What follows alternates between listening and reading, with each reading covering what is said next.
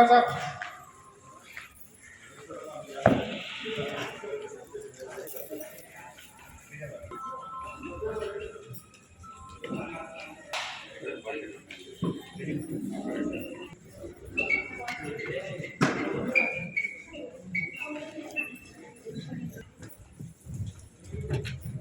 I request RM sir to welcome CGM sir with the post word.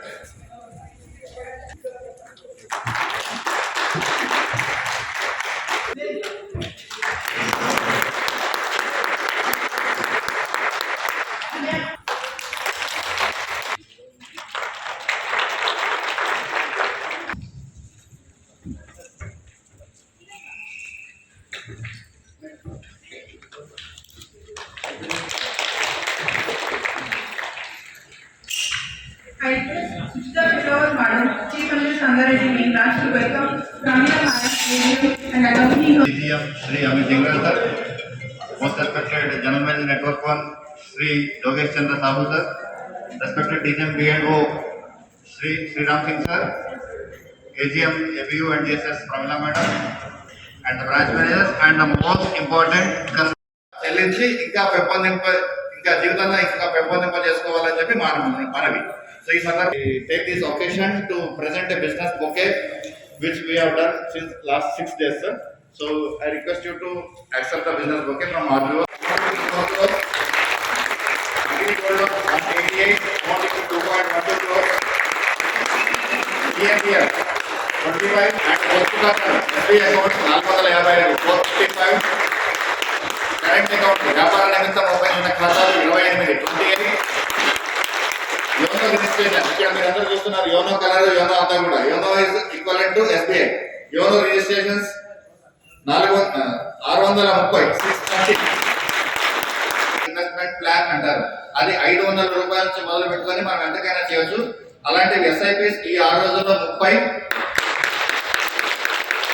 అంటే ముఖ్యమైనది ఆరోగ్య policies. ఆరోగ్య అంటే ప్రతి ఒక్కరికి ఇప్పుడు కరోనా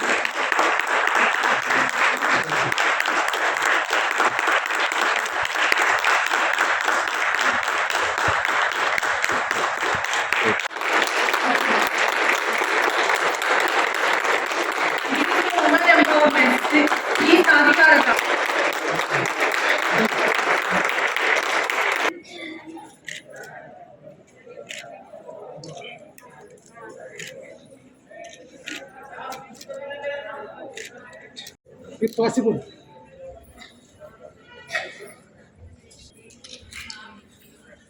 Thank you, sir.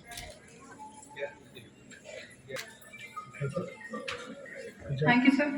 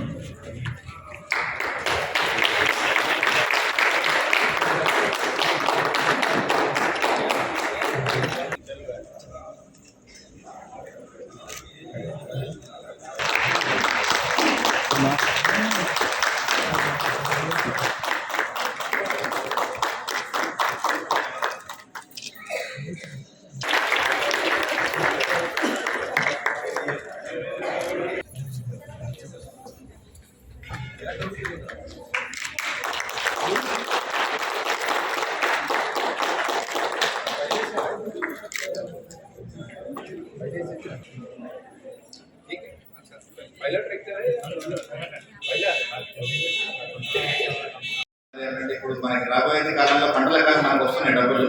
ఇప్పుడు బ్యాంకులో కూడా బ్యాంకులు అప్పులు ఇచ్చేది ఏమిటంటే మనం ఇప్పుడు నేను కానీ మీరు కానీ కస్టమర్స్ బ్యాంకులో డిపాజిట్లు వేస్తే ఆ డిపాజిట్ల ద్వారా వచ్చిన డబ్బులనే బ్యాంక్ అనేది అప్పుల ద్వారా ఇస్తున్నారండి. సో అప్పులు తీసుకునే ప్రతి వ్యక్తి కూడా ఖచ్చితంగా అప్పులు సకాలంలో చెల్లించి మళ్ళీ బ్యాంకు ముందుకు వెళ్ళడానికి అలాగే దేశం ముందుకు వెళ్ళడానికి ఈ రెండు ముందుకు వెళ్ళడం కంటే ముందు నేను కనుక సకాలంలో నా అప్పులు చేసినందుకు నేను వ్యక్తిగతంగా ముందుకు వెళ్తాను. సో ఆ విధంగా అన్నట్టు ముందుకు వెళ్ళాలి. అలాగే దాంతోపాటు ఎప్పుడైతే నేను అప్పులు తీసుకుంటున్నానో అప్పుతో పాటు నా కుటుంబానికి భరోసా కల్పించాల్సిన అవసరం కూడా ఉంది. ఇప్పుడు నేనైతే ఎప్పుడైతే అప్పు తీసుకున్నాను ఒక ప్రైవేట్ వ్యక్తి ద్వారా అవ్వచ్చు, లేదంటే ఒక బ్యాంకు ద్వారా అవ్వచ్చు, లేదంటే సంస్థ ద్వారా, అప్పు అనేది ఎప్పటికైనా 30. సో నేను అప్పు తీసుకున్నప్పుడు నా తల మీద బరువు పెట్టుకున్నప్పుడు ఒకవేళ ఏదైనా కాని ప్రమాదం జరిగితే దాన్ని కాపాడుకునే శక్తి కూడా నాకు ఉండాలి. బ్యాంకు ద్వారా మేము రకరకాల స్కీమ్స్ ఇస్తున్నాము. గవర్నమెంట్ ఆఫ్ ఇండియా ద్వారా కూడా PMSBY అంటే 12 రూపాయల ఇన్సూరెన్స్, నెలకి రూపాయి, దాని ద్వారా మనకి ఇన్సూరెన్స్ వస్తుంది ₹1,00,000 వరకు. అలాగే PMJJBY సంవత్సరానికి ₹330 మాత్రమే. ఈ రెండు ఇన్సూరెన్స్లు ప్రతి గ్రూప్ మెంబర్ అంటే ఇండివిజువల్ ప్రతి గ్రూప్ మెంబర్ మీద కూడా దాదాపు ఇప్పుడు 50,000 నుంచి ₹1,00,000 దాకా మనం లోన్ తీసుకున్నాం. సో నేను అప్పు తీసుకొని కానీ ఏదైనా ఇబ్బంది వచ్చి నేను కనుక వెళ్ళిపోతే నా కుటుంబానికి ఎవరు అడగకూడదు, అరే ఫలానా లక్ష్మమ్మ తీసుకుంది, ఈ లక్ష్మమ్మ నెత్తి మీద అప్పు ₹1,00,000 ఉందనే మాట నా కుటుంబాలు ఎవరికి రాకూడదు. అలాగే ఫలానా కళ్యాణ్ నేను తీసుకున్నాను, నా కుటుంబం దగ్గరికి అప్పు కోసం ఎవరు రాకూడదు. నేను ₹12 ఇన్సూరెన్స్, ₹330 ఇన్సూరెన్స్ కూడా తీసుకున్నట్లయితే కనుక నేను తీసుకునే అప్పుతో పోల్చుకుంటే చాలా చాలా చిన్న మొత్తం, కానీ నాకు నా కుటుంబానికి సమాజంలో గౌరవం ఏర్పడుతుంది, ఆర్థిక భద్రత కూడా ఏర్పడుతుంది అన్నట్టు. సో ఖచ్చితంగా ఈ ఆర్థిక పరమైన అంశాలను కూడా దృష్టిలో పెట్టుకొని నా కుటుంబాన్ని ముందుకు తీసుకెళ్ళాలి. నా కుటుంబం ముందుకు తీసుకెళ్తే ఆటోమేటిక్గా దేశం కూడా ముందుకు పెడుతుంది. సో ఇది అందరూ సభ్యులందరూ గుర్తెరిగి, అలాగే సార్ ఇంకో మాట అన్నారు, ₹10,000 PM Svanidhi loan street vendor కింద ఇవ్వడం జరిగింది. మేము అప్లికేషన్ పెట్టుకున్న ప్రతి వ్యక్తికి ఇచ్చాము. ఇందులో కొంత గమనించాల్సిన విషయం ఏమిటంటే 10,000 తీసుకున్న వ్యక్తి కొంతమంది అవసరం లేదు అనుకుంటే 10,000తో అక్కడితో ఆగిపోతుంది. కానీ ఇప్పుడు గవర్నమెంట్ రెండో విడతగా ఏమంటుంది, ₹20,000 ఇస్తుంది. ₹10,000 కట్టి వేసిన వ్యక్తులందరికీ కూడా 20,000 అంటుంది. 20,000 అలా ఇంకా ధరలో ఫ్యూచర్లో ఇంకా పెంపొందింప చేసుకోవచ్చు కూడా. సో అందరూ సకాలంలో అప్పులు చెల్లించాలి, ముందుకు వెళ్ళాలి. దానికి ప్రధాన కారణం ప్రత్యేక నిదర్శన ఇవాళ మన దగ్గర ఉన్న గ్రూప్సే. ఇవాళ ఈ స్టేట్ బ్యాంక్ ఆఫ్ ఇండియాలో కూడా ఒక గ్రూప్కి 20 లక్షల వరకు రూపాయలు శాంక్షన్ చేయడానికి బ్యాంకు పర్మిషన్ కల్పించింది. ఒక రోజున ₹50,000 గ్రూప్కి, అంతేనా? ఇవాటి రోజున 20 లక్షలు ఒక గ్రూప్కి, అంటే ఒక గ్రూపులో కనుక 10 మెంబర్స్ ఉంటే ఒక వ్యక్తికి 2 లక్షల వరకు రుణ సదుపాయం ఏ విధమైన గ్యారంటీ లేకుండా. अभी जितना भी आप लोग का एक्टिविटी है वो जितना ज़्यादा गाँव में फैलेगा उतना हम लोग आपके साथ जुड़ पाएंगे और आपका जो वित्तीय सहायता हम दे पाएंगे. तो ये जो आपका प्रक्रिया है उसको चालू रखिए और मैं आपसे और एक बार अनुरोध करता हूँ कि उसको परिशोध करने में हम लोग का सहायता करें ताकि हम आगे जाके और आप लोग के पास पहुंच सकेंगे और आपको वित्तीय सहायता हम कर सकेंगे और आपका जो भी आत्यंतिक कार्यक्रम है उसको हम आगे ले पाएंगे. मैं फिर से आप सबका धन्यवाद करता हूं आज के कार्यक्रम में योगदान करने के लिए और आप यहाँ आने के लिए. और मैं आशा करता हूँ आगे ये जो हमारा जो संपर्क है ये और आगे जाके और दृढ़ीभूत होगा और हम लोग इसको और आगे ले पाएंगे. धन्यवाद. सभा में आए सभी बैंक के सम्मानित ग्राहकगण, हमारे साथी महाप्रबंधक, भारतीय स्टेट बैंक के बाकी सभी अधिकारी और कर्मचारी, LDM साहब, आप सभी का इस सभा में हार्दिक स्वागत और अभिनंदन, धन्यवाद. कितने लोग हिंदी समझ पाते हैं? थोड़ा हिंदी में बोलेंगे, तेलुगु अभी नहीं सीख पाए हैं, कोशिश करेंगे आगे सीखने की. आज का ये कार्यक्रम, मेरा धन्यवाद श्री कल्याण को जो आपके क्षेत्रीय प्रबंधक हैं, उन्होंने आज इस प्रोग्राम को आयोजित किया आसपास की शाखाओं के सहयोग से. जो बेसिकली जो हमारे सेल्फ हेल्प ग्रुप्स हैं, स्वयं सहायता समूह है, उनके लोन लिंकेज के लिए, उनके लोन के डिसबर्सल के लिए, साथ में जो हमारी भारत सरकार की बाकी योजनाएं हैं, stand up India, PMEGP, PM Svanidhi, इन सभी योजनाओं के अंतर्गत भी कुछ ऋण है. तेलंगाना स्टेट अभी कुछ महीने पहले ही मैंने ज्वाइन किया. आपका स्टेट, आपका राज्य बहुत अच्छी उन्नति के पथ पे है, बहुत अच्छी प्रोग्रेस कर रहा है, चारों तरफ अच्छा डेवलपमेंट है. एंड ये यहाँ भी दिख रहा है आपके इस गांव में भी इतना अच्छा फंक्शन हॉल आपने बना रखा है, मेंटेन कर रहा है. दिखाता है कि राज्य में बहुत अच्छी उन्नति है, बहुत अच्छा डेवलपमेंट है. स्वयं सहायता समूह स्पेशली महिलाओं के सशक्तिकरण के लिए, महिलाओं के हाथ में कुछ आर्थिक मजबूती देने के लिए बहुत ही अभिनव स्कीम है, बहुत बढ़िया प्रयोग है, जिसमें आप लोग एक ग्रुप में साथ में आकर और बैंक की सहायता से अपना काम आगे बढ़ाते हैं। और बैंक का भी इसमें जब आप 8-10 लोग 15 लोग एक साथ आते हैं तो बैंक का विश्वास आपके ऊपर बढ़ता है कि एक ग्रुप में साथ में दे रहे हैं लोग, तो हमारा आपके साथ में अनुभव भी बहुत अच्छा है। मेरी आपको एक ही सलाह है कि जो ये स्वयं सहायता समूह के लैंडिंग आप लोग लेते हो 5 लाख 10 लाख रुपए जो भी लेते हो, इसमें से आपस में बांटते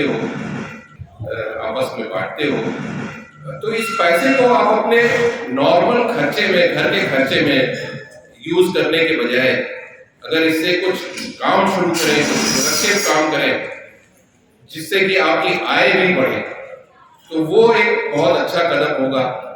उससे आपको ये लोन का ब्याज भरने में, लोन का मूलधन वापस करने में भी आराम रहेगा और उससे आपके परिवार की आय बढ़ेगी। सबसे बढ़िया है कि आपके परिवार की आय बढ़ेगी, आप अपने बच्चों को अच्छी शिक्षा दे पाएंगे, उनको अच्छी चीजें मुहैया कर पाएंगे। तो इसलिए बहुत जरूरी है कि जो आप ये बैंक से लेते हैं लोन, उसको कुछ प्रोडक्टिव काम में यूज करें, उसको ऐसे काम में यूज करें जिससे आपकी इनकम बढ़े, इनकम लेवल बढ़े। इसी तरह से बाकी भी जो भारत सरकार की योजनाएं हैं, बहुत अच्छी अच्छी योजनाएं सरकार ने लॉन्च करी हैं हमारे सभी वर्गों के लोगों को गरीबी की रेखा से ऊपर उठाने के लिए, या जो ऊपर उठे हुए हैं उनकी और इनकम लेवल ऊपर बढ़ाने के लिए। वेंडर्स के लिए जो गलियों में, सड़कों पे दुकानें लगाते हैं, पीएम स्वनिधि करके योजना है, जिसका पहला ट्रांच 10,000 रुपए का हमने पहले ही काफी लोगों को वितरित किया था और अच्छी उसमें रिस्पांस भी आया है। अभी उस पहली किश्त जिन्होंने ली थी 10,000 की और जिन्होंने वापस कर दिया है, उनके लिए दूसरी किश्त का प्रावधान आ गया है। तो जिन्होंने भी वापस किया है पहली किश्त, उनको अब हम आगे बढ़ा के दूसरी किश्त दे रहे हैं 20,000 रुपए की। तो इसमें मेरा अनुरोध है कि इसमें जिसके खाते खराब हो गए हैं, जिन्होंने पहला 10,000 वापस नहीं किया है, उनको ये दोबारा सुविधा नहीं मिल पाएगी। तो इसलिए मेरा आप सभी से अनुरोध है कि आप अगर ऐसे किसी व्यक्ति को जानते हैं, आई एम श्योर कि जिन्होंने जमा नहीं किया है वो यहाँ पे होंगे नहीं, लेकिन अगर आप ऐसे किसी व्यक्ति को जानते हैं तो आप बताएं और बाकी लोगों को भी ये बताएं कि जिन्होंने भी पहली किश्त वापस करी है उनको दूसरी किश्त दी जा रही है, और जो दूसरी किश्त वापस करेंगे वो आगे हो सकता है उनको तीसरी किश्त भी दी जाएगी। तो ये एक लोन को वापस करना और उसको दोबारा लेना, ये एक ऐसी प्रक्रिया है जो हमेशा चलती रहनी चाहिए। जब तक आप लोन लेके उसको वापस नहीं करोगे तो आपको आगे और लोन नहीं मिल पाएगा, क्योंकि बैंक का भी एक लिमिटेड रिसोर्स है, बैंक का कोई अपना पैसा नहीं है। बैंक में आप ही लोग खाता खोलते हैं, बचत खाता खोलते हैं, व्यापारी लोग करंट अकाउंट खोलते हैं, पैसा उसमें जमा करते हैं, आप लोग उसको टर्म डिपॉजिट बनाते हैं, फिक्स डिपॉजिट बनाते हैं। तो ये आप ही का पैसा है जिसको हम आप लोग को वापस कर्जे के रूप में, लोन के रूप में देते हैं। जब तक आप इसे वापस नहीं करोगे तो हम आपको आगे कैसे दें।